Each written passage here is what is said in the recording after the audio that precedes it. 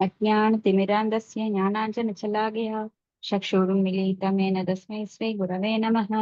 श्रीचैतन्यमनोभीष्टं स्थापितं येन भूतले स्वयं रूपकथामाह्यं ददाति स्वपदान्तिकं।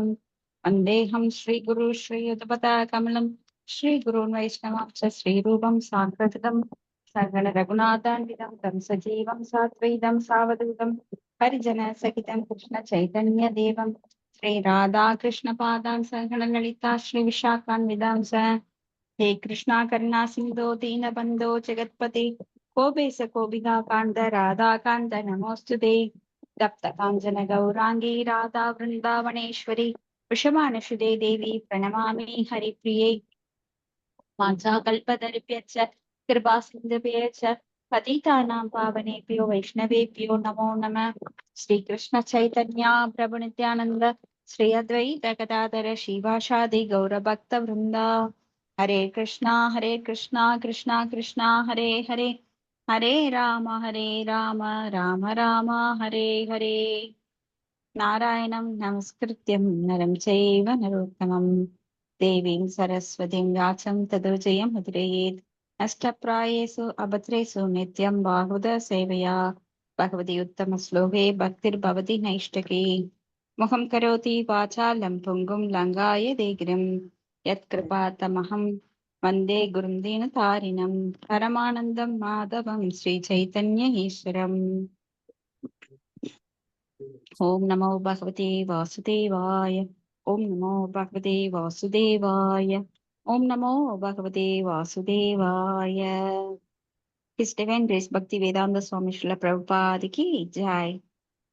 नमो ओम विष्णुपदाय कृष्ण प्रेष्ठाय बोधले श्रीमते जय पताक स्वामिने नामिने नमो आचार्य पादाय निदाय कृपपतायने गौर गदामदाय नगर ग्रामतारिणे। हरे कृष्णा। हरे प्रणाम माताजी। हरे कृष्णा। प्रणाम माताजी। माताजी प्रणाम माताजी। हरे कृष्णा। हरे कृष्णा। இன்னைக்கு சவுண்ட் கிளியரா கேக்குதுங்களா மாதாஜி? கேக்குதுங்க கேக்குது ஓகே. கேக்குதுங்க. இன்னைக்கு 7வது ஸ்லோகங்களா? 6 மாதாஜி. 6 முடிச்சுட்டோமே மாதாஜி.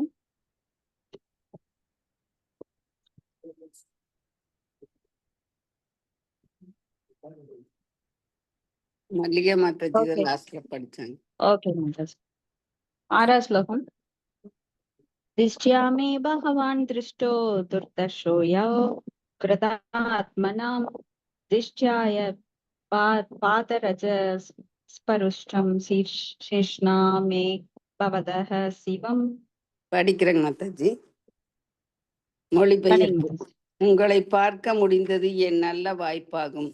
ஏனெனில் தங்கள் மனத்தை புலன்களையும் அடக்காத மனிதர்களால் இறைவன் பார்க்க இயலாதவர். உங்களின் ஆசீர்வதிக்கப்பட்ட பாதங்களின் தூசி என் தலையில் படுவதற்கு நான் மேலும் அதிர்ஷ்டம் செய்துள்ளேன். பொருளுரை.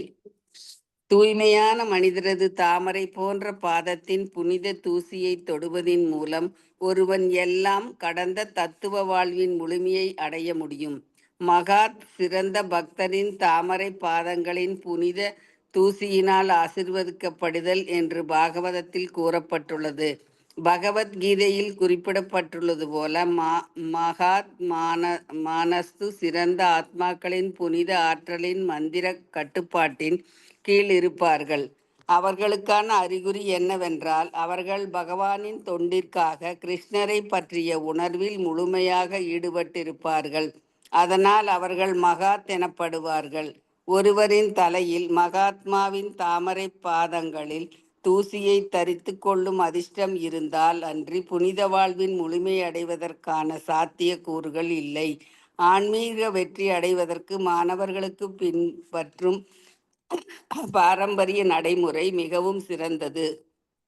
ஒருவர் அவருடைய மகத்தான புனித ஆசிரியரின் அருளால் மகத் ஆகிறார். ஒருவர் சிறந்த ஆத்மாவின் தாமரை பாதங்களின் நிழலை அடைந்தால் அவரும் சிறந்த ஆத்மாவாக உருவாக வழி இருக்கிறது. மகாராஜா ரகு கணர் ஜடபரதரை நோக்கி அவர் அடைந்த ஆன்மீக வெற்றியின் அற்புதத்தை பற்றி கேட்டபொழுது அவர் அரசனுக்கு பதில் கூறினார். மதத்தின் சடங்குகளை பின்பற்றுவதன் மூலமோ அல்லது புனித நூல்களில் பரிந்துரைக்கப்பட்டபடி வேள்விகள் செய்வதன் மூலமோ ஒருவர் ஆன்மீக வெற்றியை அடைய இயலாது. இந்த வழிகள் புனித உணர்தலுக்கு ஐயமில்லாமல் உதவுகின்றன. ஆனால் உண்மையான பயன் மகாத்மாவின் அருளால் கொண்டு வரப்படுகிறது. விஸ்வநாத சக்கரவர்த்தி தாகூராவின் 8 பதங்கள் அடங்கிய வேண்டுதலின் இச்செய்தி தெளிவாக கூறப்பட்டுள்ளது. ஆன்மீக குருவை திருப்தி செய்வதன் மூலமே ஒருவர் வாழ்வின் மேம்பட்ட வெற்றியை அடைய முடியும். எல்லா சடங்கு முறைகளையும் செயல்படுத்தும் போதிலும் ஒருவர் ஆன்மீக குருவை திருப்தி செய்ய இயலவில்லை என்றால் ஒருவருக்கு புனித முழுமையான வாய்ப்பு இல்லை. இங்கு மானம் என்னும் சொல் மிகவும் குறிப்பிடத்தக்கது. ஆத்மா என்றால் உடல், ஆன்மா அல்லது மனம்.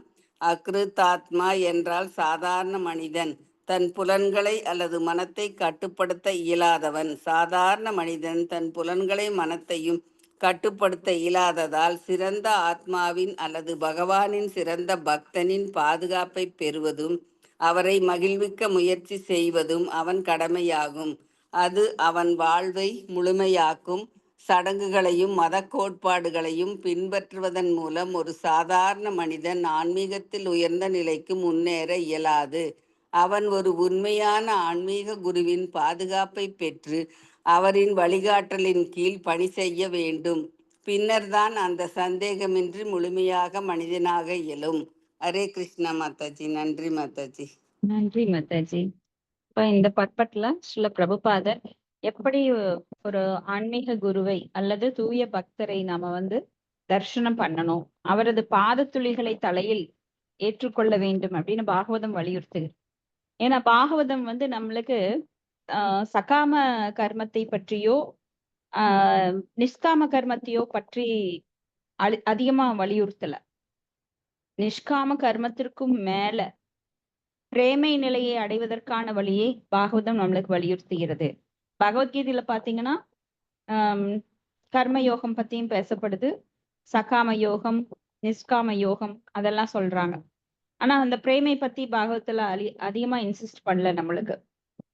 ஆனா பாகவதம் தூய பக்தியை விட அந்த பிரேமை நிலை, அந்த நிஷ்காம கர்ம யோகத்தை விட இந்த பிரேமை நிலையை அடைவதற்கான வழியை ஒவ்வொரு ஈச் அண்ட் எவ்ரி சென்டென்ஸ் நம்மளுக்கு வலியுறுத்துது. சோ பாகவதம் படிக்கிறது நாம நஷ்டப்பிராயேசோ அபத்ரேஷு நித்தியம் பாகவத சேவையா. அதனாலதான் பாகவத சேவை நம்மளுக்கு எல்லா அபத்திரங்களையும் அது நஷ்டம் பண்ணுது. உள்ளுக்குள்ள எத்தனையோ அபத்திரங்கள் நம்ம கிட்ட இருக்கு. அது காலம் காலமாக பல கோடி ஜென்மமாக நாம சேர்த்து வச்சுட்ட கர்மாக்கள். இப்போ அதையெல்லாம் அகற்றணும் அப்படின்னா நம்ம தூய்மையான மனிதரது தாமரை போன்ற பாதத்தின் புனித தூசியை தொடுவதன் மூலம் எல்லாம் கடந்த தத்துவ வாழ்வின் முழுமையை அடைய முடியும். இது பௌதிகமானது கிடையாது. ஏன்னா நம்ம ஜட வாழ்க்கையில பார்த்தோம் அப்படின்னா ஒரு அரசியல்வாதிய பாதத்தை தொட்டு தொட்டு கும்பிடுவாங்க அந்த அடியவர்கள். அரசியல்வாதிக்கு நிறைய சிஷியர்கள் இருப்பாங்க. அவர் ஒரு கார்ல போனா பின்னாடி 10 கார் போகும். நீங்க ஒரு அம்மா ஆட்சி செஞ்சாங்க பார்த்திருக்கலாம். அவங்களுக்கு எந்நேரம் காலில் விழுந்துட்டே இருப்பாங்க. அவங்க திடீர்னு என்ன நினைக்கிறாங்களோ தெரியல, அவங்க மினிஸ்டர் பண்ணிடுவாங்க. யாருக்கு லக் இருக்கோ அதனால நிறைய பேர் காலில் விழுந்துட்டே இருப்பாங்க பதவி வாங்குறதுக்காக. உண்மையில அந்த அம்மா மேல மதிப்பெல்லாம் கிடையாது. ஐயோ இவ காலில் போய் விழுகிறமே மனசுக்குள்ள சொல்லிட்டு. ஆனா இந்த மாதிரி போலியான வாழ்க்கை ஆன்மீகத்துல கிடையாது. அப்போ ஒரு தூய பக்தர் மிகவும் எளிமையா இருப்பார். பாக்குறதுக்கு சாதாரண மனிதர் போலத்தான் தென்படுவார். அவரும் நம்மள மாதிரி சாப்பிடுவாரு, படுப்பாரு, உறங்குவாரு. ஆனா தூய்மையான நிலையில் அவர் இருக்கும் போது அவரது பாதத்துளிகளை, அதுதான் ரகுவன மன்னருக்கு சொல்றார். ஓ ரகுவன மன்னரே, நீங்க உடல் முழுதும் ஒரு சிறந்த பக்தனின் தாமரை திருவடியில் உள்ள தூசியை பூசிக்கொள்ளும் சந்தர்ப்பம் கிடைக்கல அப்படின்னா நீங்க முழு மெய்ப்பொருளை அறிந்து கொள்ள முடியாது. இது தானா போய் படிச்சு பட்டம் வாங்குற கதை கிடையாது ஆன்மீகத்துல.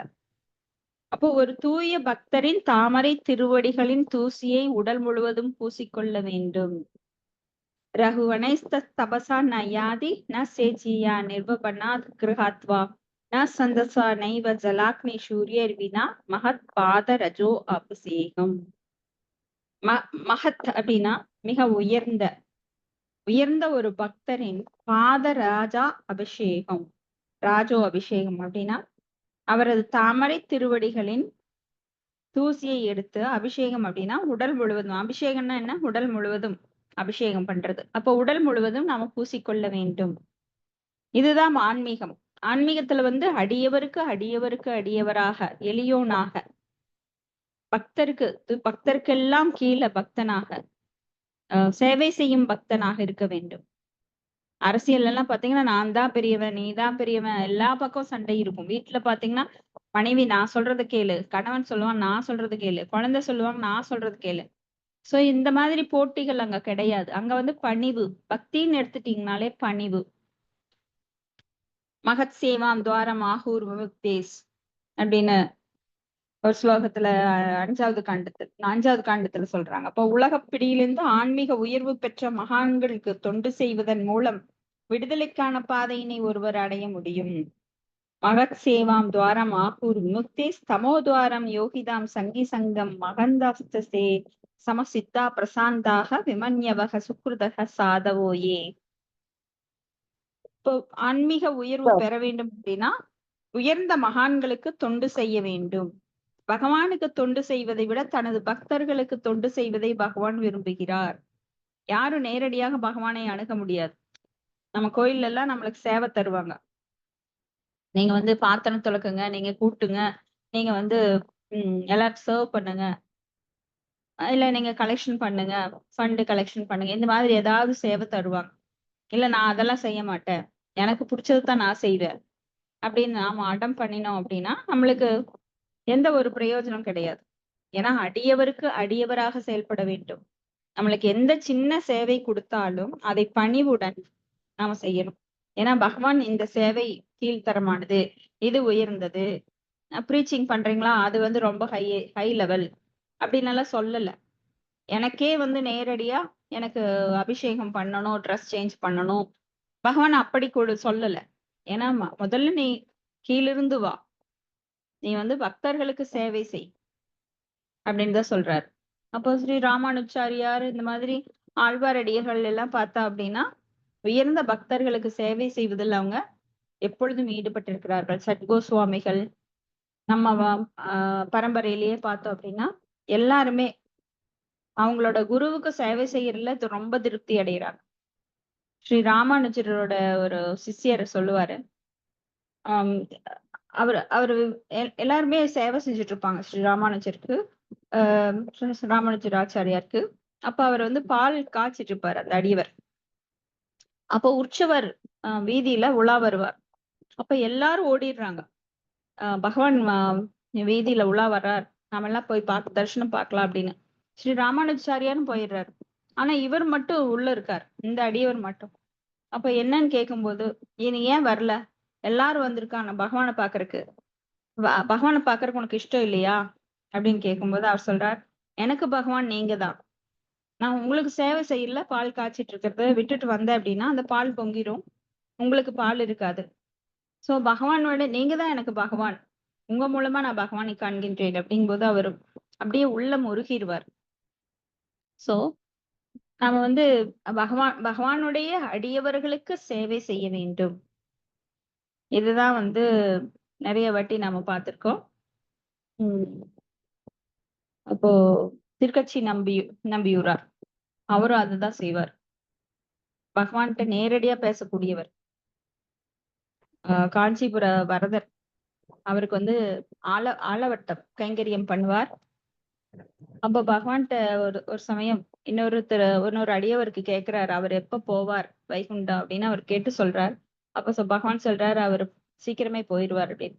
அப்ப இவருக்கு மனசுக்குள்ள ஒரு ஆசை, நான் எப்ப போவேன் அப்படின்னு சொல்லி. நீ என்னவோ யோசிக்கிறியே சொல்லு அப்படின்னு. ஏன்னா எல்லாருக்குள்ளேயும் பரமாத்மாவாக பகவான் இருக்கிறதுனால அவர்கிட்ட கேட்கிறார், நீ என்னவோ யோசிக்கிற, கேளு கேளு அப்படிங்கிறார்.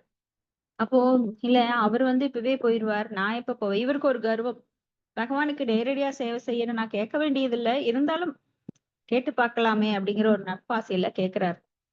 நான் எப்ப போவேன் அப்படி. அப்ப பகவான் சொல்றாரு, இன்னும் பல காலம் இருக்கு உனக்கு. அவ்வளவு சீக்கிரம் எல்லாம் வர முடியாது.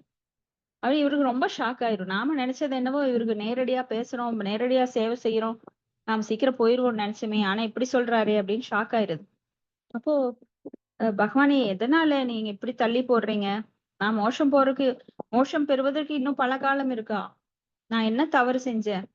அப்படின்னு கேட்கும்போது, நீ எனக்கு நேரடியா சேவை செய்யறியோ தவிர என்னோட அடியவர்களுக்கு நீ இன்னும் சேவை செய்யவே இல்லையே அப்படின்னு சொல்லும்போது அந்த காலவட்டத்தை தூக்கி போட்டுட்டு ஓடுறாரு.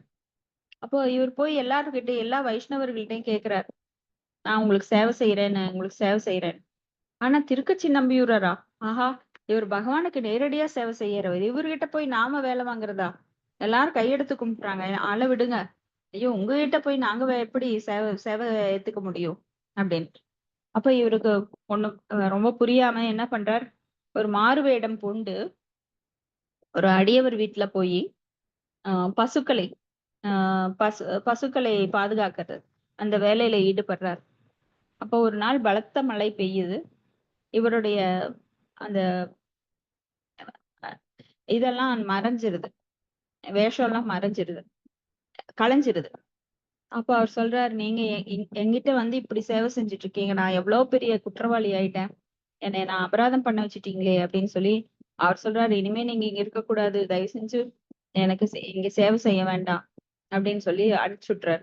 அப்ப இவர் தலைய கொத்திட்டு பகவான்கிட்ட கோயிலுக்குள்ள போறாரு. அப்ப பகவான் சொல்றாரு, போதும் போதும் நீ சேவை செஞ்சது. நான் உன்னை ஏத்துக்கிறேன். நீ சீக்கிரமே என்கிட்ட வந்துடுவேன்னு சொல்லி ஆறுதல் சொல்றாரு. அது போல எப்பவுமே நாம வந்து பகவானுக்கு நேரடியாக சேவை செய்ய வேண்டும் அப்படின்னு நினைக்க கூடாது.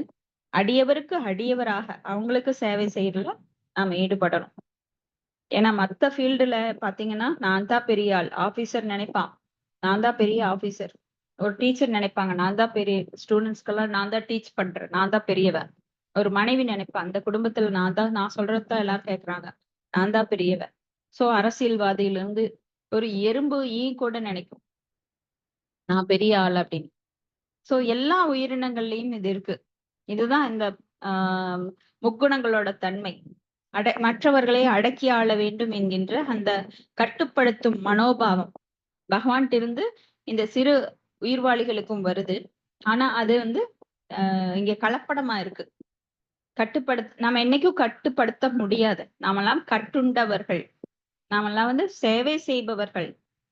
ஆனா சேவையை ஏற்கின்ற பகவான் ஒரே ஒருத்தர் தான். அவர்தான் பரமபுருஷர். அப்ப இங்க வந்து என்ன பார்த்தோம் அப்படின்னா ஆஹ் ஆன்மீகவாதிகள், மிக உயர்ந்த ஆன்மீகவாதிகள், ஆன்மீக குரு இவங்களுடைய பாதத்துளிகளை நாம் வந்து உடம்புல பூசிக்கணும். பாதரஜோ அபிஷேகம். இப்ப தன் புலன்களை அல்லது மனத்தை கட்டுப்படுத்தாத இயலாதவன் வந்து அக்ருதாத்மா, சாதாரண மனிதன்.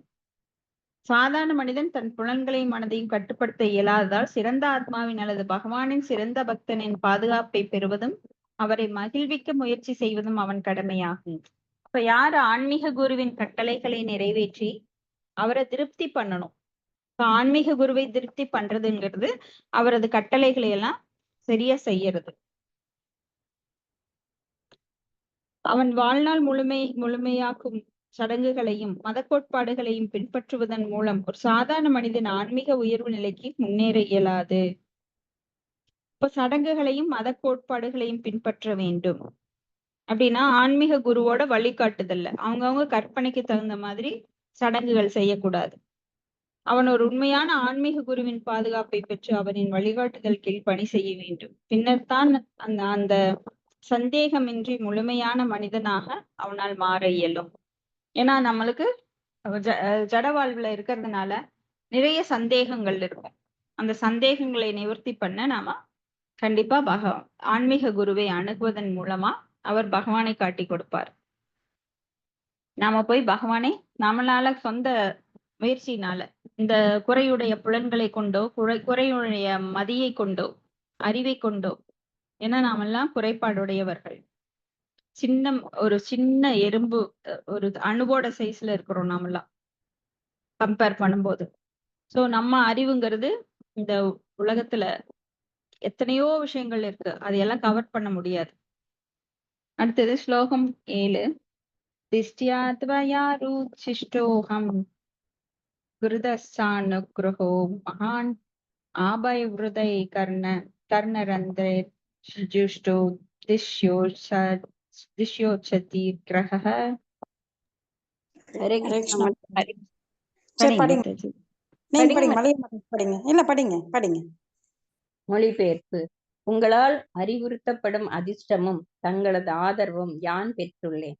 நான் உங்கள் புனித சொற்களை என் காதுகளால் தெளிவாக கேட்டதற்காக பகவானுக்கு நன்றி கூறுகிறேன். பொருளுரை. ஸ்ரீலா ரூப கோஸ்வாமி அவருடைய பக்தி ரசாமிர்த சிந்துவில் எவ்வாறு உண்மையான புனித ஆசிரியரை ஒப்புக்கொள்வது, அவருடன் எவ்வாறு தொடர்பு கொள்வது என்பது பற்றி வழிமுறைகளை தந்துள்ளார். முதலில் அதனை அறிந்து கொள்ள வேண்டுபவர் உண்மையான ஆன்மீக குருவை கண்டுபிடிக்க வேண்டும். பின்னர் அவரிடமிருந்து ஆவலுடன் அறிவுரைகளை பெற்று அவற்றை செயல்படுத்த வேண்டும். இது பரஸ்பர தொண்டு. ஒரு உண்மையான ஆன்மீக குரு அல்லது புனிதமானவர் எப்போதும் தன்னை அணுகும் சாதாரண மனிதனை உயர்த்தவே விரும்புகிறார். அனைவரும் மாயையின் மயக்கத்தில் இருப்பதாலும் தன்னுடைய முதன்மையான கடமையாகிய கிருஷ்ணரின் உணர்வு நிலையை மறப்பதாலும் புனிதமான ஞானிகள் மக்கள் எல்லோரும் புனிதமானவர்களாக இருக்க வேண்டும் என்று எப்போதும் விரும்புகிறார். நினைவு ஆற்றல் இல்லாத சாதாரண மனிதரிடம் கிருஷ்ணர் பற்றிய உணர்வு நிலையை எழுப்புவது ஒரு கடமையாகும். கர்த்தம முனிவரால் அறிவுறுத்தப்பட்டதால் தான் ஆதரவு பெற்றதாக மனு கூறுகிறார்.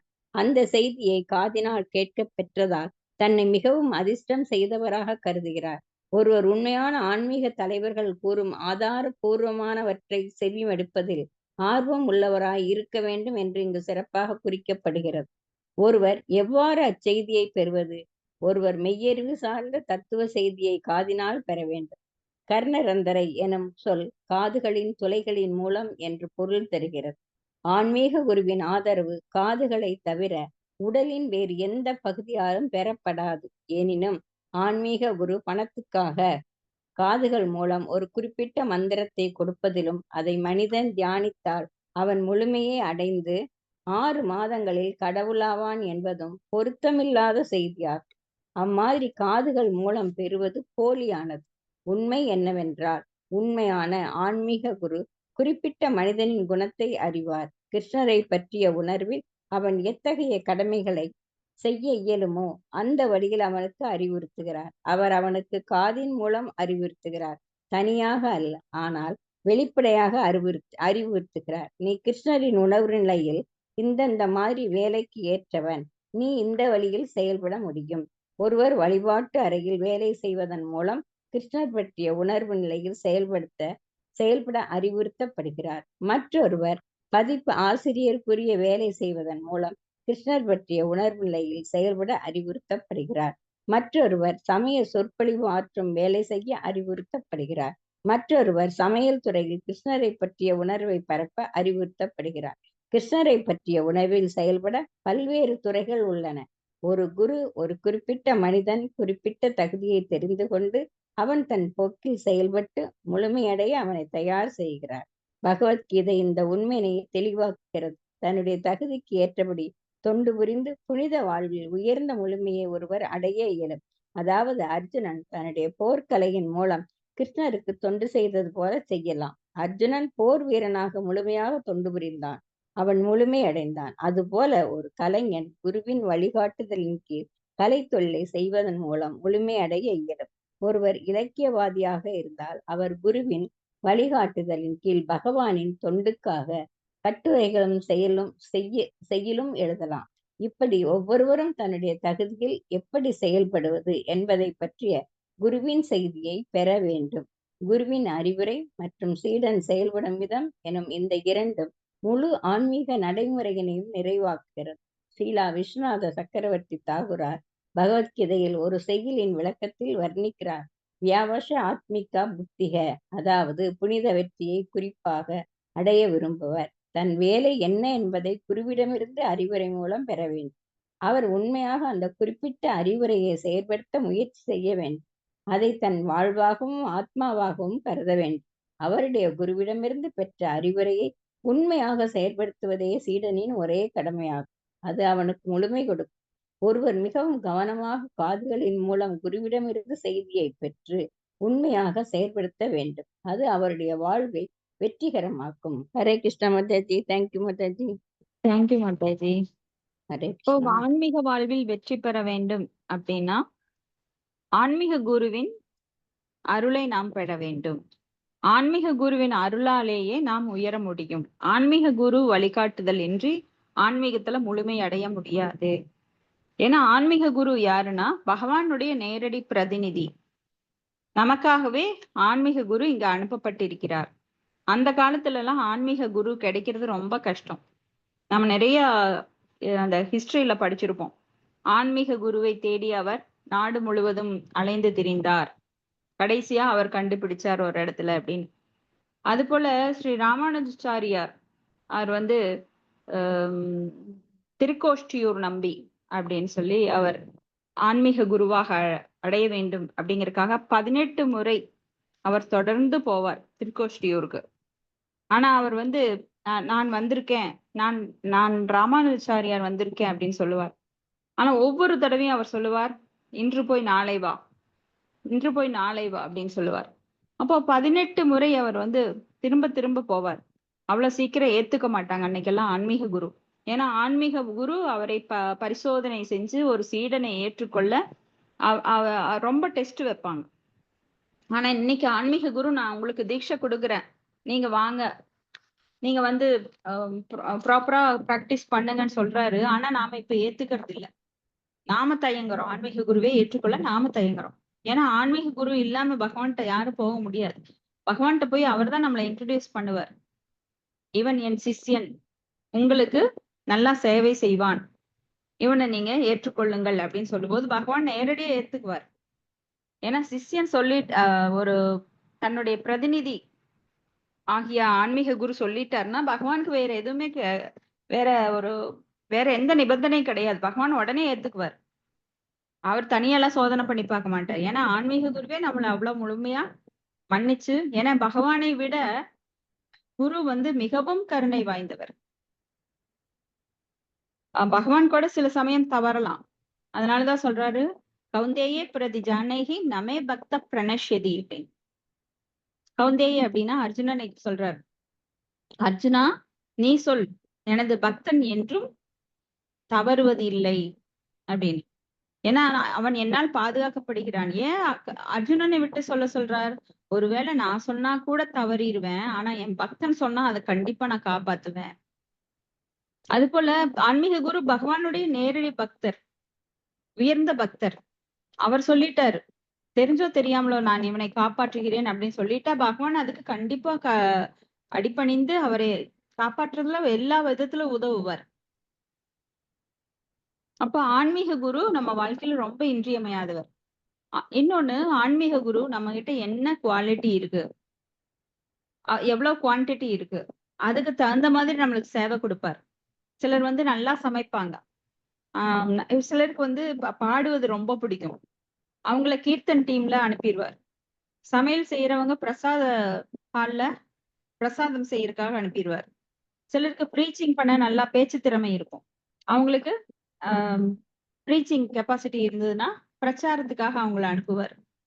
சிலருக்கு விற்பனை, புத்தகங்கள் விற்பனை பண்றது. சிலரெல்லாம் நல்ல மொரட்டு சுபாவம் இருக்கிறவங்க பகவானுக்கு பொருள், அந்த மொரட்டுத்தனமா பெரிய பெரிய பொருட்கள் தூக்குறது, அந்த மாதிரி சேவைகளை கொடுப்பார். சோ யாருடைய உள்ளம் எப்படி இருக்கின்றதோ அதுக்கு தகுந்த சேவைகள் மூலமா அவங்க பகவானோட சேவையில எப்பொழுதும் ஈடுபடுத்தி, ஆன்மீக குரு ரொம்பவும் மிகவும் கருணையானவர். நாம ஆன்மீக குரு காலையில எந்திரிச்சு பாடுறோம் இல்லைங்களா, ಸಂಸಾರದಾವಾ ನಳನೀಡಲೋಕ ತ್ರಾಣಾಯ ಕಾರುಣ್ಯ ಗಣ ಗಣತ್ವಂ ಪ್ರಾಪ್ತಸ್ಯ ಕಲ್ಯಾಣ ಗುಣಾನವಶ್ಯ ವಂದೇ ಗುರು ಶ್ರೀ சரணரவிந்தம். இப்போ அவருடைய சரணார விந்தங்கள்ல நாம ஏன்னா அவர்தான் கல்யாண குணங்கள் உடையவர். கல்யாண குணங்கள் அப்படின்னா மிகவும் விசேஷமான குணங்கள், மிகச்சிறந்த குணங்கள் உடையவர். இப்போ அவர்தான் நம்ம வந்து ஆன்மீகத்துல தகிக்கும் இந்த பௌதிகத்துல தகிக்கும் இந்த நெருப்புல இருந்து நம்மை காப்பாற்ற முடியும். நாமெல்லாம் இப்ப நெருப்புல இருக்கோம், நம்மளுக்கே தெரியல. நம்ம பௌதிக நெருப்புல எப்பவுமே ரொம்ப அஹ், அனல் பறக்க நாமெல்லாம் ரொம்ப துன்பப்பட்டுட்டு இருக்கோம். அந்த துன்பத்துல இருந்து காக்கக்கூடியவர் ஆன்மீக குரு ஒரே ஒருவர் தான். ஏன்னா அவர் ரொம்ப கருணை வாய்ந்தவர். அப்போ அவர் வந்து நம்மளுக்கு பல மெய்யறிவு சார்ந்த தத்துவங்களை சொல்லுவார். அதை வந்து காதுகள் வழியாக நாம் ஹிருதயத்துக்குள்ள புகுத்தணும். அமிர்தம் போல அந்த சொற்கள், ஆன்மீக சொற்கள் அமிர்தம் போன்றவை. அமிர்தம் அப்படின்னா என்ன? என்னைக்குமே அது வந்து தித்திக்காது. சரி, அது என்னைக்குமே அமிர்தம் வந்து நம்மளுக்கு இனிப்பானது. அது வந்து உள்ளத்துக்குள்ள போகும், அப்படி காதுகள் வழியாக. இப்ப நாம சாப்பிடுறோம், வாய் வழியா அது போய் ஜீரணமாயி மறுபடியும் மலக்குடல் வழியா இறங்கிடுது. அப்படி கிடையாது. இந்த செய்திகள் எப்பொழுதும் ஹிருதயத்தில் ஆழமாக பதிக்கப்பட்டு நமக்கு என்றும் சுவை ஊட்டுபவை. நம்ம மனசுல இருந்துட்டு அது வந்து நம்ம ஆன்மீக முன்னேற்றத்திற்காக எப்பவுமே. அததான் காது வந்து முக்கியமான உறுப்பு. காதுகள் வழியாகத்தான் நம் ஆன்மீக வாழ்க்கை தொடங்குகிறது. தொடர்ந்து கேட்டுக்கொண்டே இருக்க வேண்டும். ஸ்ரவணம், கீர்த்தனம், ஸ்மரணம், இந்த 3 ரொம்ப ரொம்ப ரொம்ப அத்தியாவசியமானது. அதுவும் இந்த கலியுகத்துல. ஏன்னா ஆன்மீக குரு காதுகள் மூலமா தான் மந்திரத்தை கொடுக்கிறார். அதை தியானிக்கிறதுனால அவன் முழுமையை அடைந்து 6 மாதங்களில் கடவுளாகிறான் அப்படின்னு சில போலி குருக்கள் எல்லாம் சொல்லுவாங்க. கடவுள், நீயும் கடவுள் ஆயிரலாம், நான் உனக்கு காதுகள் மூலமா ஆன்மீக மந்திரம் ஒண்ணு சொல்லித் தர்றேன், நீ 1,00,000 எனக்கு கொடுத்துரு, நீயும் கடவுள் ஆயிடலாம். ஆனா அது போலி சன்னியாசிகள். நிறைய பேர் ஆன்மீகத்துல பணம் சம்பாதிக்கிறதுக்காக இந்த மாதிரி ஏமாற்று விதையெல்லாம் பண்ணுவாங்க. போலியான மந்திரங்களை சொல்லி அதன் மூலமா நீ வந்து நீயும் கடவுள் ஆகலாம். யாருமே கடவுள் ஆக முடியாது. கடவுளுக்கு சமமாகவும் உயர்ந்தவராகவும் ஆக முடியாது. நாமெல்லாம் பார்ட் அண்ட் பார்சல். நம்மளோட கடவுளோட கடவுளோட அங்கங்கள் நாமெல்லாம். மமேவாம்ச ஜீவலோக ஜீவபூத சனாதன மனசஷ்டேந்திரியானி பிரகிருதி ஸ்தானி கர்ஷதி அப்படின்னு மனம் உட்பட 6 புலன்களால் நாம இங்க கஷ்டப்பட்டுட்டு இருக்கோம். ஆனா உண்மையில நாமெல்லாம் பகவானுக்கு இணையாகவோ அல்லது மேலாகவோ ஆக முடியாது. நாமெல்லாம் அவருக்கு சேவை செய்பவர்கள். ஜீவேன சுரூபகைய கிருஷ்ணேர நித்திய தாச அப்படிங்கிற நிலையில தான் நாம் இருக்கோம். சோ அர்ஜுனன் கூட அந்த மாதிரி பகவானுக்கு சேவை செய்தார். அவர்கிட்ட என்ன திறமை இருந்தது? சத்திரியன், அவர்கிட்ட போர் திறமை இருந்தது. அந்த போர் திறமை மூலமாக பகவானுக்கு சேவை செய்தார். முதல்ல என்ன சொன்னார்? போர் செய்ய சொன்னேன்னு, கிருஷ்ணா நீ என்னை எல்லாரையும் கொல்ல சொல்ற, எனக்கு பாவம் வந்துரும். இன்னும் என்னென்னமோ சொன்னார், எனக்கு பாவம் வந்துரும், வர்ண சங்கரம் ஏற்படும், வர்ணங்கள் எல்லாம் கலைஞ்சிரும். யாருக்கு இப்போ போர்ல வந்து நிறைய ஆண்கள் செத்துருவாங்க, பெண்கள் எல்லாம் சோடை போயிருவாங்க, அவங்க எல்லாம் மறுமணம் செஞ்சுக்குவாங்க, அவங்களுக்கு பாதுகாப்பு கிடையாது. அப்ப அவங்களுக்கு பிறக்கிற குழந்தைக்கு தந்தை யாருன்னு கூட தெரியாது. அப்ப அவங்க செய்யற ஈமச்சடங்குகள் எல்லாம் செய்யாம போயிருவாங்க. நான் இவ்வளவு பேரை கொன்னேன்னா நான் நரகத்துக்கு போயிருவேன். எப்படி எனக்கு என்னுடைய குருவை நான் கொல்ல முடியும்? என்னோட பித்தாமகரான பீஷ்மரை நான் எப்படி கொல்ல முடியும்? நீ உங்க தாத்தாவை கொல்லுவியா கிருஷ்ணா அப்படின்னு எல்லாம் கேக்குறாரு. ஆனா கடைசியில கரிஷ்யே வசனம் தவ அப்படின்னு சொல்லி, நீ சொல்றத நான் செய்யறேன் அப்படின்னு சொல்லி அவர் சரண்டர் ஆகுறாரு. அவர் வந்து மூணாவது அத்தியாயத்திலேயே நான் பிரபஷ்யாமி அப்படின்னு சொல்லி, நான் உனக்கு கார்பண்ய தோஷோ பகத சோபாவக பிருச்சாமி தாம் தர்ம சம்மூட சேதாக யச்ரேயக ஸ்யான் நிச்சீதம் ப்ரூஹி தன்மே சிசிஷ்டேயகம் சாதிமாம் தாம் பிரபன்னம் அப்படின்னா சரணடைய சொல்றாரு. ஆனா அவ்வளவு சீக்கிரம் அவர் சரணடையல. அதுக்கப்புறம் பல கேள்விகள் கேட்டு கேட்டு கேட்டு கேட்டு கிருஷ்ணாவை வந்து அவருடைய சக்திகளை வெளிப்படுத்துறார் நம்மளுக்கு. அவர் எப்படிப்பட்டவர், எவ்வளவு உயர்ந்தவர், அவர் எவ்வளவு பலசாலி, எவ்வளவு அழகு மிக்கவர், எவ்வளவு கருணை மிக்கவர். அழகு, புகழ், செல்வம், வீரம், குணம், அப்படி துறவு எல்லாத்தையும் அவர் வந்து அவர் வாய் மூலமே கேள்விகள் கேட்டு கேட்டு வெளிப்படுத்துறார். அப்புறம் 10வது அத்தியாயத்துல விஸ்வரூபம் அதையெல்லாம் பார்த்த அப்புறம்தான், அப்பா உங்ககிட்ட இவ்வளவு சக்திகள் இருக்கா, இது வந்து ஒரு சின்ன அம்சம். பகவானோட விஸ்வரூபம் அப்படிங்கிறதையே அவரால பார்க்க முடியல. ஒரு ஒரு நெருப்பிலிருந்து வெளிகின்ற ஒரு சிறு துளி போல அந்த அம்ச அம்ச விஸ்வரூபங்கிறதே அவருடைய சின்ன அம்சம். அப்ப பெரிய அம்சம் அப்படின்னு பார்க்கும்போது எவ்வளவு பெரியவர் பகவான். அந்த ஞான கண்கள் கொண்டே, ஏன்னா சாதாரண கண்களால் அதை பார்க்க முடியாது. அர்ஜுனனுக்கு ஞான கண்களை தர்றார். அர்ஜுனன் வந்து அதை வச்சுட்டே பார்க்க முடியல. அவருக்கு பயம். பகவான வந்து 8 திக்கும் இல்ல 10 திக்கும் எங்கும் நிறைந்திருக்கிறார் அந்த விஸ்வரூபத்துல. அதனால அவருக்கு பயம் வந்துருச்சு. ஓ, இப்படிப்பட்ட சக்தி மிக்க ஒருவரை பக்கத்துல வச்சுட்டு நான் ஆடி வைக்கிற ஒரு ஆயர்குல சிறுவனை நல்லா கிண்டல் பண்ணியிருக்கேன், கால் மேல காலை போட்டு விளையாடி இருக்கேன், உன்னை எவ்வளவு கேலி பண்ணியிருக்கேன், கிருஷ்ணா என்ன மன்னிச்சிரு அப்படின்னு சொல்லி அப்ப ரொம்ப ஃபீல் பண்றாரு. சோ அது போல பகவான் வந்து மிக மிக உயர்ந்தவர். அப்ப குரு மூலமா தான் அவரை அணுக முடியும். இப்ப நீங்க ஒரு பிரைம் மினிஸ்டர் பாக்குறீங்க அப்படின்னா நேரா போய் பிரைம் மினிஸ்டர், ஹலோ பிரைம் மினிஸ்டர்னு சொல்ல முடியாது. வணக்கம், நமஸ்காரம், நான் உங்களை பார்க்க வந்திருக்கேன். அதுக்கு நீங்க வந்து என்ன பண்ணணும், அப்ளிகேஷன் கொடுக்கணும், பல மாதங்கள் வெயிட் பண்ணணும். அவங்களோட பிஏ அவர் மூலமா தான் அவர் அணுக முடியும். பிஏ வந்து உங்களுக்கு டைம் கொடுக்கணும். அப்போ உள்ள போறப்போ உங்களை செக் பண்ணுவாங்க, என்னென்ன வச்சிருக்கீங்க, ஏதாவது ஆயுதம் வச்சிருக்கீங்களா அப்படின்னுட்டு உங்களை பல இன்டர்வியூ பண்ணி அப்புறம்தான் உள்ள அனுப்புவாங்க. அது போல நாம சாதாரணமா பகவானை பார்க்க முடியாது. சோ அவருடைய பக்தர் மூலமா தான் நாம் அவரை காண வேண்டும். சாதாரண கண்கள் வந்து பார்க்க முடியாது. ஞான சக்ஷு, சாஸ்திர சக்ஷு, குரு சாது சாஸ்திரா, இதை வந்து அணுகணும் நாம். அப்பதான் பகவானை வந்து நாம் அணுக முடியும். அப்ப குருவோட அறிவுரையை பெற வேண்டும். அப்போ வியவசா ஆத்மிகா புத்தி ஏகேக குரு நந்தன அப்படின்னு சொல்லி ஒரே ஒரு ஸ்டெடியான புத்தி குரு நம்மளுக்கு காட்டுவார். ஒரே தெளிவான பாதையை காட்டுவார். இல்லைன்னா நம்மளுடைய புத்தி மனம் என்ன பண்ணும், பல வழிகளை காமிக்க ஆரம்பிச்சிடும். இன்னைக்கு அந்த கோயில், நாளைக்கு அந்த கோயில், இந்த கோயிலுக்கு போனா நல்லா இருக்கு, அந்த கோயிலுக்கு போனா நல்லா இல்ல, இப்படி பல இடங்களை மாத்தி தான் இப்ப நம்ம வந்திருக்கோம். ஆனா குரு வந்து நம்மளுக்கு தெளிவான புத்தியை கொடுப்பாரு. ஏன்னா அந்த புத்தி மூலமாதான் புத்தி யோகம் மூலமாதான் ஞான யோகத்தை அடைய முடியும். சோ ஒன்றை விட்டுட்டு ஒன்ன பிடிக்க முடியாது. சோ புத்திய வந்து சரி பண்றது குருதான். ஏன்னா நம்மளுக்கெல்லாம் இயற்கையாகவே அந்த புத்தி இல்ல. பல காலங்களாக பகவானை மறுத்து பகீர்முக அப்படின்னு சொல்லி நாம பகவானை முகம் திருப்பி, பகவானை பார்த்து முகம் திருப்பி நான் உன்னை பார்க்க மாட்டேன்னு உட்கார்ந்து இருக்கிறவங்க. சோ நாமெல்லாம் இந்த பௌதிக புத்தியிலதான் திரிந்து கொண்டிருக்கிறோம். அந்த புத்தி வந்து செல்லாதது. பகவானை அணுக கொஞ்சம் கூட அதுக்கு குவாலிபிகேஷன் கிடையாது. அப்ப ஆன்மீக புத்தி வேண்டும். அதை எங்கிருந்து பெறுவது? குருவின் மூலமாக பெற்று அப்புறம் பகவானை அடையணும். அப்ப குரு கிட்ட எப்படி நடந்துக்கணும்? நாம பணிவுடன் தத்வித்தி பிரதிபாதேன பணி பிரஸ்னேன சேவையா உபதேசந்தி தேஜானம் ஞானின தத்துவ தர்ஷனக. அந்த தத்துவ தர்ஷனம் எப்ப கிடைக்கும் அப்படின்னா, நம்ம பணிவுடனும் அடக்கத்துடனும் கேள்விகள் கேட்டு அவருக்கு சேவை, பணி பிரஸ்னேன சேவையா, அவருக்கு சேவைகள் செய்ய வேண்டும். சும்மா போய் எனக்கு சொல்லுங்க, நான் எக்ஸாம் எழுதுறேன், பாஸ் ஆயிட்டேன், இனி போலாம் நான் கோலகத்துக்கு, அதெல்லாம் வேலைக்கு ஆகாது. அதெல்லாம் இங்க இருக்கிற டெஸ்டிங்.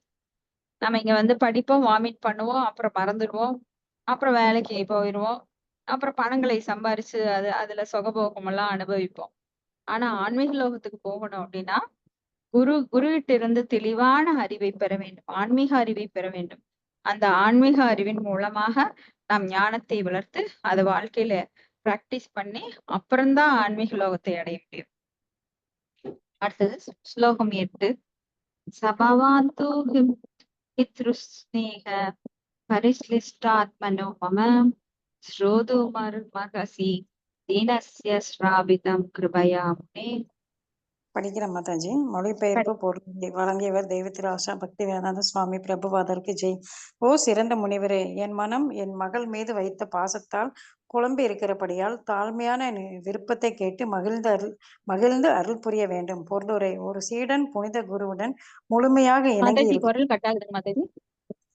கட்டாகுதுங்களா மாதாஜி? கேட்கலீங்களா? ஹரே கிருஷ்ணா, ஹரே கிருஷ்ணா மாதாஜி.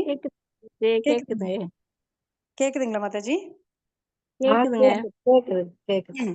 ஒரு சீடன் புனித ஹரே கிருஷ்ணா. குருவுடன் மாதாஜி கேக்குது, அவங்களுக்கெல்லாம் கேக்குதுங்கிறாங்க மாதாஜி. ஹரே கிருஷ்ணா. குரல் கட்டாகுது மாதாஜி, குரல் கட்டாகுது, எனக்கு மட்டுமா? தெரியலையே மாதாஜி. மலியா மாதாஜி கேக்குதுங்கிறாங்க. எங்களுக்கு மாதாஜி கேக்குது. ஓகே, எங்களுக்கெல்லாம் கேக்குது மாதாஜி. கேக்குதுங்க. கேக்குது, கேக்குது. நல்லா கேக்குது மாதாஜி. ஒரு சீடன் புனித குருவுடன் முழுமையாக சரிங்க, இணங்கி படிங்க படிங்க படிங்க மாதாஜி. அவர் செய்தியை பெற்று அதை சரியாக உண்மையாக நிறைவேற்றினால் அந்த குருவிடமிருந்து ஒரு குறிப்பிட்ட உதவியை பெற அச்சீடனுக்கு உரிமை உண்டு. பொதுவாக பகவானின் தூய பக்தர் அல்லது உண்மையான குருவின் தூய சீடர் பகவானிடமிருந்தோ அல்லது குருவிடமிருந்தோ எந்த உதவியையும் கேட்பதில்லை.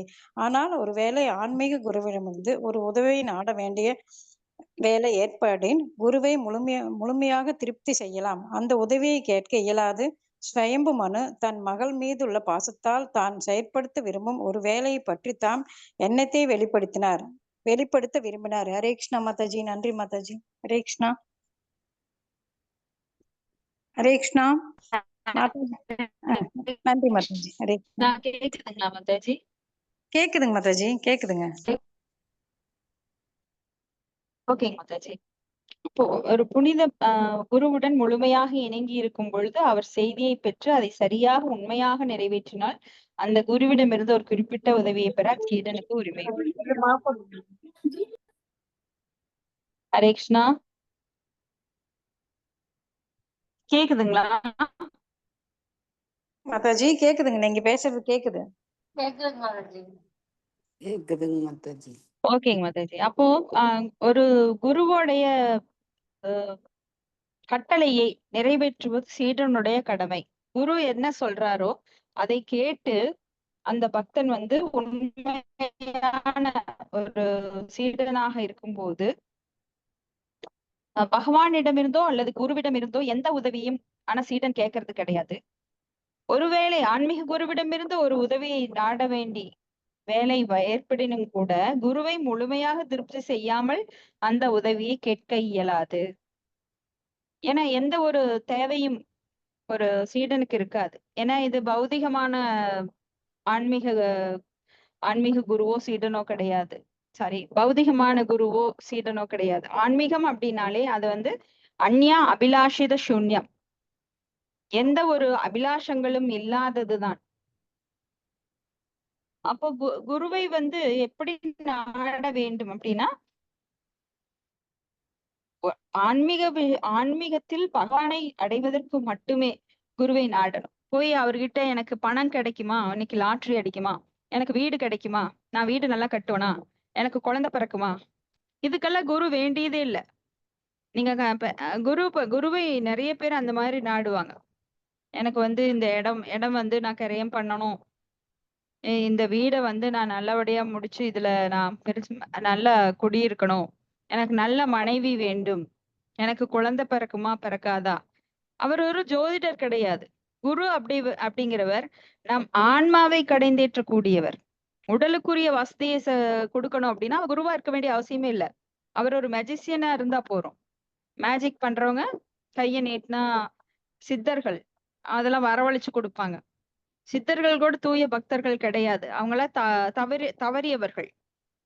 சித்து வேலை செய்யறவங்க எல்லாம் இந்த மாதிரி தவறினவங்களா சித்து வேலைகள்ல ஈடுபட்டு அதன் மூலமா பெயரும் புகழும் பணமும் சம்பாதிக்கிறதுல அவங்க நிறைய பேரு வழி மாறிடுறாங்க பக்திக்கு போகாம. அவங்க பக்தி நிலையில பாதி முன்னேறினப்போ அந்த சித்துக்கள் எல்லாம் அவங்களுக்கு கைவரப்பெறும். ஆனா அதுலயே அவங்க வந்து தவறி விழுந்துடுறாங்க.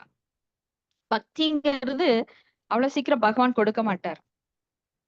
அவர் நிறைய செல்வங்களை வேணா தருவாரு, முக்திய கூட தருவார். ஆனா பக்தியை சீக்கிரம் தரமாட்டார். ஏன்னா அகம் பக்த பராதீனோ அப்படின்னு சொல்லி நான் பக்தனுக்கு அடிமை அப்படிங்கிறார். சோ சீக்கிரம் வந்து பகவான் பக்தியை தர்றது இல்ல.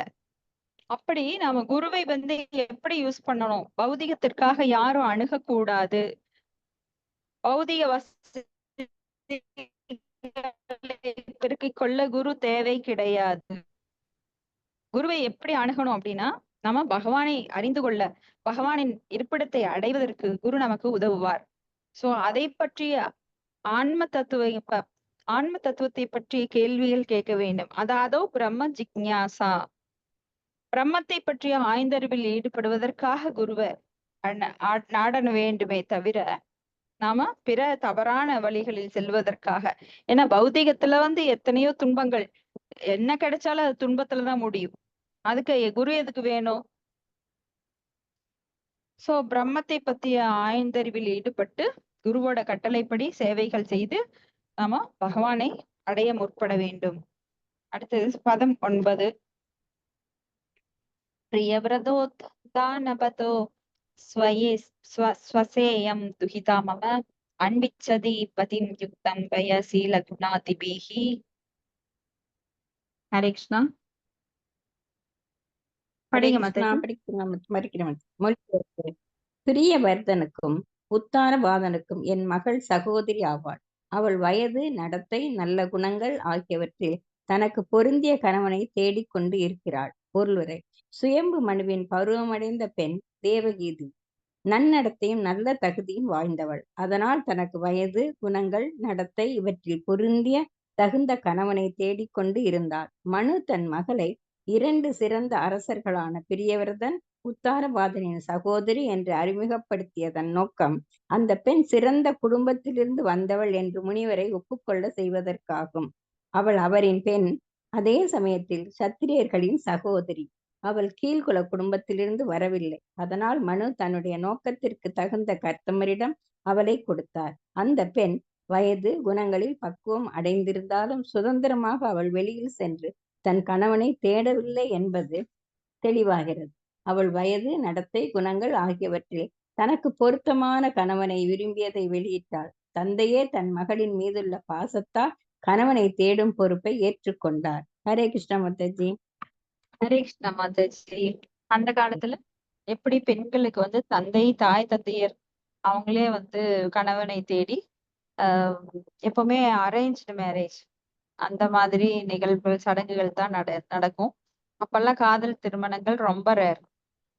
ஆனா பகவான் கிருஷ்ணர் ருக்மிணியை கைப்பிடித்த மாதிரி எப்பயாவது ஒரு ராஜாக்கள் அந்த மாதிரி போர் புரிந்து அவர்கள் பெண்களை தேர்ந்தெடுக்கும் உரிமை எல்லாம் இருந்தது. இப்படி வித்தியாசமான திருமணங்கள் பல சமூகத்துல நடக்கும். இப்ப இங்க கர்த்தம முனி அவர் ஒரு பெண் வேணும் என ஆசைப்படுறார். அப்ப சுயம்பு மனுவிடம் பகவான் உள்ள பரமாத்மாவா இருந்து வழிகாட்டுறார். உன் மகளை கர்த்தவ முனிவருக்கு கொடு அப்படின்னு. அதே போல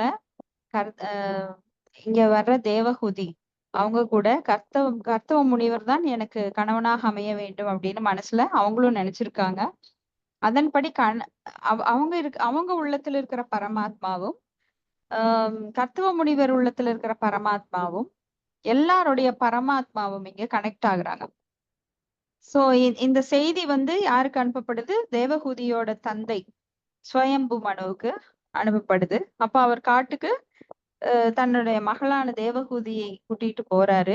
தேர்ல அழைச்சிட்டு போறார்.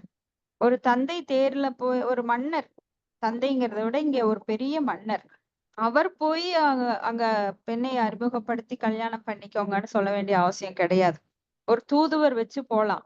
ஆனா தன் மகளுடைய வாழ்க்கைக்காக அவர் கீழே இறங்கி தானாகவே நேர்ல போய் கர்த்தவ முனிவரை பாக்குறாரு. சோ அந்த சமயத்துல அவருக்கு ஒரு தூய பக்தருடைய சங்கம் கிடைக்கின்றது. தூய பக்தர் சங்கங்கிறது ரொம்ப இன்றியமையாதது. பகவத் சங்கி சங்கஸ்ய மத்தியானாம் கிம் உதாசிசக அப்படின்னு பாகவத்துல படிக்கிறோம் நாம. அப்போ ஒரு தூய பக்தருடைய சங்கம் அவருக்கு கிடைக்குது. அப்போ அவருடைய பெண் மிகவும் உயர்ந்த குடும்பத்தை சேர்ந்தவள். சத்திரிய குடும்பம். சத்திரிய குடும்பம்னாலே மிகவும் செல்வாக்கான குடும்பம். சோ அவர் அறிமுகப்படுத்திக்கிறார். அடுத்தது பதம் 10. யதாது பவத சீலஸ்ருதரூபவயோ குணான் அஸ்ருணோந்தனாரதா தேசா த்வயி யாசித் பிரிதானிச்சயா. படிக்கிற மாதாஜி. மொழிபெயர்ப்பு. நாரத முனிவரிடம் உங்கள் உயர் நடத்தை, கல்வி, அழகிய தோற்றம், இளமை மற்றும் பிற குணங்களை பற்றி கேட்ட கேட்ட மாத்திரத்தில் அவளது சிந்தனை அல்லது எண்ணம் தங்களை நாடலாயிற்று. பொருளுரை: தேவகீதி என்னும் பெண் கர்த்தம முனிவரை தனிப்பட்ட முறையில் பார்க்கவில்லை. தனிப்பட்ட முறையில் அவரின் நடத்தை அல்லது குணங்களை அனுபவிக்கவில்லை. ஏனென்றால் சமூக தொடர்பின் மூலம் அவ்வாறு புரிந்து கொள்ளவில்லை. அதனால் நாரத முனிவரின் அதிகாரப்பூர்வமான செய்தியிலிருந்து அவள் கர்த்தம முனிவரை பற்றி கேள்விப்பட்டாள். அதிகாரப்பூர்வமான ஒருவரிடமிருந்து கேட்கும் அனுபவம் தனிப்பட்ட முறையில் புரிந்து கொள்ளுதலை காட்டிலும் மேலானது. கர்த்தம முனிவர் அவளுக்கு தகுந்த கணவர் என்று நாரத முனிவரிடமிருந்து கேள்விப்பட்டாள். அதனால் அவள் அவரையே மணப்பது என்று தன் மனதில் உறுதி கொண்டாள். தனது ஆசையை தன் தந்தையிடம் தெரிவித்தாள். அதனால் அவளை முனிவரின் முன்பு கொண்டு நிறுத்தினார். ஹரே கிருஷ்ணா மாதாஜி. ஹரே கிருஷ்ணா மாதாஜி. இங்க வந்து முக்கியமான ஒரு செய்தி என்னன்னா, அதிகாரப்பூர்வமான ஒருவரிடமிருந்து கேட்கும் அனுபவம் தனிப்பட்ட முறையில் புரிந்து கொள்ளுதலை காட்டிலும் மேலானது. சோ நம்மளுக்கு அதிகாரப்பூர்வமான அப்படிங்கிற சொல் எதை எடுத்துக்காட்டுது? இப்ப ஃபார் எக்ஸாம்பிள், இன்னைக்கு கவர்மெண்ட்ல வந்து நாம ஹிஸ்டரி படிக்கிறோம். ஹிஸ்டரிங்கிற வரலாறு சப்ஜெக்ட் படிக்கிறோம். சோ அந்த வரலாறு அப்படிங்கிறது எந்த காலத்திலயோ நடந்தது. ஆனா நான் பார்க்கல. அந்த அவுரங்கசீப் பத்தியோ அக்பர் பத்தியோ நான் அந்த காலத்துல கிடையாது. சோ ஆனா எப்படி நம்புறேன்? இது வந்து கவர்மெண்ட் அப்ரூவலோட அதிகாரப்பூர்வமான செய்தியாக ஏற்றுக்கொள்ளப்பட்டு அது நம்மளுக்கு புத்தகத்துல வெளியிடப்படுது. அதனால நாமெல்லாம் ஹிஸ்டரியில அதை படிக்கிறோம், அதை நம்புறோம். இப்ப நியூஸ் வாசிக்கிறாங்க, அதை எப்படி அதிகாரப்பூர்வமானது? ஏன்னா அது கவர்மெண்ட் அப்ரூவ் பண்ணுது, அந்த செய்தி வந்து உண்மையானது அப்படின்னு. அன்னைக்கெல்லாம் நியூஸ் சேனல் அப்படின்னா இந்திய வானொலி அப்படின்னு ஒரே ஒரு சேனல் மட்டும்தான் இருக்கும். அப்ப எங்கேயோ நிலநடுக்கம் நடக்குது, எங்கேயோ புயல் வருது, எங்கேயோ சுனாமி வருது, இதெல்லாம் வந்து அப்ப சொல்லுவாங்க. அப்போ மக்கள் எல்லாம் அதை பத்தி தொடர்ந்து பேசிக்குவாங்க. ஐயோ பாவம், இப்ப வந்து மலேசியால ரொம்ப புயலாம், அங்க நிறைய பேர், ஆயிரக்கணக்கான பேர் செத்துட்டாங்களாம் அப்படின்னு பரிதாபப்படுவாங்க. ஏன் இது வந்து பொய்யா இருக்கணுமா அப்படின்னு அவங்க சந்தேகப்பட்டது இல்லை. ஏன்னா இது அதிகாரப்பூர்வமானது. அது போல இங்க சீட பரம்பரை, அதிகாரப்பூர்வமான சீட பரம்பரை, வேதங்கள்ல சொல்லப்பட்டிருக்கு 4 சீட பரம்பரை. அப்போ இந்த அதிகாரப்பூர்வமான நபர்களிடமிருந்து நாம் அந்த அறிவை பெற வேண்டும். சோ இங்க நம்ம வந்து பிரம்ம மற்றும் கௌடிய சம்பிரதாயம், அதுல அதிகாரப்பூர்வமான ஆன்மீக குருக்கள் வழி வழியா வந்துட்டு இருக்காங்க. இப்ப ஏதோ ஒரு சம்பிரதாயம் திடீர்னு முளைச்சுது. நேத்து பெய்த மழைக்கு முளைத்த காளான்கள் போல நிறைய பேர் இன்னைக்கு வந்து நான் தான் குரு, நான் தான் கடவுள் அப்படின்னு, அம்மா கடவுள் அப்பா கடவுள்னு நிறைய பேர் பிராண்டை வச்சுக்கிட்டு நாங்களும் கடவுள் ஆகிட்டோம், நாங்க தான் கடவுளோட அவதாரம் அப்படின்னு எல்லாம் சொல்லிட்டு வர்றாங்க. அப்ப அது அதிகாரப்பூர்வம் கிடையாது. ஏன்னா அவங்களுக்கு பரம்பரா வழி கிடையாது. பரம்பரா வழி அப்படின்னா ஸ்ரீ சம்பிரதாயம், பிரம்ம மத்துவ கௌடிய சம்பிரதாயம், ருத்ர சம்பிரதாயம், குமார சம்பிரதாயம், இந்த 4 சம்பிரதாயத்தில் வழிவந்தவர்கள் தான் உண்மையான அதிகாரப்பூர்வமானவர்கள். மற்றவர்கள் எல்லாம் தான் தோன்றித்தனமாக கற்பனைக்கு ஏற்றவாறு அவங்களே டிக்ஷனரி உருவாக்கிட்டு அவங்க வந்து கடவுளை பற்றி நாங்களும் சொல்றோம் அப்படின்னு சொல்லி பணம் சம்பாதிக்கிறதுக்காக, புகழை சம்பாதிப்பதற்காக, மக்களை ஏமாற்றுவதற்காக நிறைய பேர் இங்க தெரிஞ்சிட்டு இருக்காங்க. அவங்க கிட்ட போய் சரணடைஞ்சவங்க எல்லாம் கண்டிப்பா கோமாளிகள், ஏமாற்றப்பட்டு குருடன் பாதையை பின்பற்றுவது போல அவங்க பின்னாடி போய் குட்டுத்தனமா பள்ளத்துல விழுந்துருவாங்க. ஆனா இங்க வந்து அதிகாரப்பூர்வமான ஒருவரிடமிருந்து கேட்கும் அனுபவம் அப்படிங்கிறது அந்த புரிதலை தனிப்பட்ட முறையில் புரிந்து கொள்ளுது. ஏன்னா நாம தனிப்பட்ட முறையில் புரிந்து கொள்ளணும் அப்படின்னா நம்மளுக்கு எல்லா அவயங்கள் வீக்கு, நம்மளுடைய புலன்கள் அறியாமையில் இருக்கு. நம்ம தவறு செய்பவர்கள், ஏமாற்றும் இயல்புடையவர்கள், இன்னும் மாயைக்குட்பட்டவர்கள், இந்த மாதிரி 4 விதமான குறைபாடு உடையவர்கள். நம்ம தனிப்பட்ட கருத்து வந்து என்னைக்குமே உண்மையாகாது. ஏன்னா நம்மளுக்கு அந்த பார்வை அப்படிங்கிறதும் நம்மளை ஏமாற்றக்கூடியது, காணல் நீர் போல. சோ அதிகாரப்பூர்வம் அப்படிங்கிறது ஸ்மிருதி சாஸ்திர புராணேதி. அப்போ சாஸ்திரங்கள் மூலமாக, குரு சாது சாஸ்திரா, அது மூலமா நாம் அதிகாரப்பூர்வமா தெரிஞ்சு கொள்ள வேண்டும். ஏன்னா நம்ம அறிவு குறையுடையது. நாம் ஏமாற்றும் இயல்புடையவர்கள், தவறு செய்யும் இயல்புடையவர்கள், நம்ம புலன்கள் மாயைக்குட்பட்டது, இந்த மாதிரி 4 விதமான குறைபாடுகள் நம்ம கிட்ட இருக்கு. அதனால நம்மனால எல்லாம் முழுசா புரிஞ்சுக்க முடியாது. ஆனா இதையே தெரிஞ்சவங்க சொன்னாங்கன்னா நாம அதை ஏத்துக்க முடியும். நல்ல ஒரு வெல் குவாலிஃபைடு. அப்ப ஆன்மீக குரு அனைத்தையும் அறிந்தவர். ஏன்னா அவர் ஆன்மீக லோகத்திலிருந்து நேரடியா வந்தவர். அவர் சொல்றார், ஆன்மீக லோகம் பத்தி சொல்றார். தத்வித்தி பிரதிபாதேன பணி பிரஸ்னேன சேவையா உபதேசந்தி தேக்ஞானம் ஞானின தத்துவ தர்ஷனக அப்படின்னு சொல்லி அவர்கிட்ட பணிவுடன் அதை கேட்டுக்கணும்.